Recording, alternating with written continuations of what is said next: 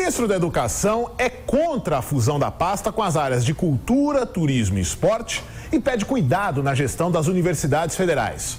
Rocieli Soares deu as declarações no fim da manhã desta terça-feira, durante visita à Universidade Federal de São Paulo, na zona sul da capital paulista. O gabinete de transição, por enquanto, não deixou claro o que pretende fazer com o MEC e nem as atribuições que continuarão a cargo do órgão. Além de realizar uma fusão de ministérios, a gestão Bolsonaro pode mudar a estrutura das unidades federais de ensino superior. As universidades ficariam no guarda-chuva do Ministério da Ciência e Tecnologia. O ministro da Educação, Rocieli Soares, considera que a transferência de responsabilidades pode dar certo, mas ela exige uma série de cuidados. Isto pode funcionar, mas tem que se ter um grande cuidado, tem que se responder, por exemplo, como é que ficam os hospitais universitários. O ministro da Educação disse ainda que é possível agregar algumas pastas do governo, mas ele é contra o MEC assumir as responsabilidades de cultura, esporte e turismo. Rocieli Soares fez questão de destacar que se trata de uma opinião pessoal e que qualquer decisão está a cargo da equipe do presidente eleito. Sobre o ponto de vista, é um ponto de vista muito pessoal. Acho que é possível você agregar alguns ministérios, mas eu acho que o Ministério da Educação ficaria melhor comportado junto com a ciência e tecnologia, e a cultura, esporte e turismo talvez em outro ministério, mas é meramente opinativo, nem tenho tido ainda reuniões, a transição vai fazer isso e cabe ao novo presidente fazer o melhor desenho dentro da sua competência. Rocieli Soares também foi questionado sobre uma declaração de Jair Bolsonaro dada na segunda-feira a respeito de uma questão do Exame Nacional do Ensino Médio. O presidente eleito criticou uma pergunta de linguagem que tratava de um dialeto secreto utilizado por gays e travestis. Bolsonaro disse que o Enem tem que tratar de conhecimentos úteis. O ministro da Educação preferiu não entrar em dividida, respondendo que cabe ao INEP a parte técnica e que qualquer revisão deverá ser feita na elaboração do próximo Enem.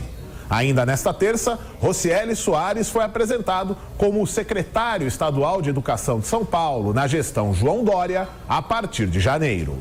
É aquela questão que a gente apresentou agora há pouco aqui no jornal. Foi professor. aquela dita na segunda-feira, né? E algumas questões levantadas na segunda e outras na terça-feira, e que repercutiram, porque a grande questão é que as pessoas imaginam que o exame do Enem vai ser feito para avaliar o conhecimento adquirido ou as habilidades. Eu adoro essas expressões novas da pedagogia, que não significam nada concretamente, mas as habilidades dos estudantes nos 3 anos de formação do ensino médio. Essa que é a grande questão. Agora, o Pajubá é matéria de conhecimento, que eu não sabia o que era Pajubá. O Pajubá é matéria de conhecimento do ensino médio, a literatura brasileira, que tem grandes clássicos, é para analisar a obra da senhora Polesso, o grande livro, o clássico mundial, o prêmio Nobel de Literatura chamado Vó, a senhora é lésbica?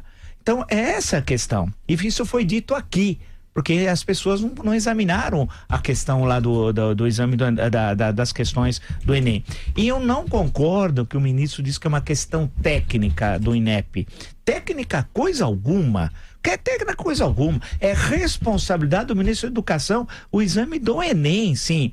E tem de ter E outra questão tão importante, muitas das questões levantadas no Enem, observem a citação assim, que é obrigado pela ABNT. A ABNT é a Associação Brasileira de Normas Técnicas. Para você ter citações, você tem um protocolo. Isso na área acadêmica é assim. Então, quando você acessa a internet, qual é o protocolo? Aí você cita o nome do assessor, tal, e vem acesso e a data. Observe que muitas questões têm acesso 2017, 16, 15, 14, 13, 12. Ou seja, eram questões que já estavam prontas. Então existe uma espécie de arsenal, um banco de questões. A pergunta é, e a segurança nesse banco dessas questões?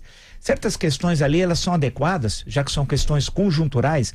O Enem adora o presentismo, que é uma arma do autoritarismo, nega sempre a história, nega sempre o passado, o que vale é o presentismo. E no caso do Enem, especialmente a partir de 2003. Para o Enem, a história começou com o Lula, o resto desinteressa, o resto do Brasil não existe. Mas notem, não vaza essas questões nesse banco de questões com acessos tão antigos e algumas absolutamente desatualizadas. Eu fiz uma questão até futebolística, mas vale a pena lembrar, citação de um texto do Eduardo Galeano. uma pergunta, inclusive, porque o futebol tem duas questões no exame do Enem, duas, uma de futebol feminino, outra de futebol em geral.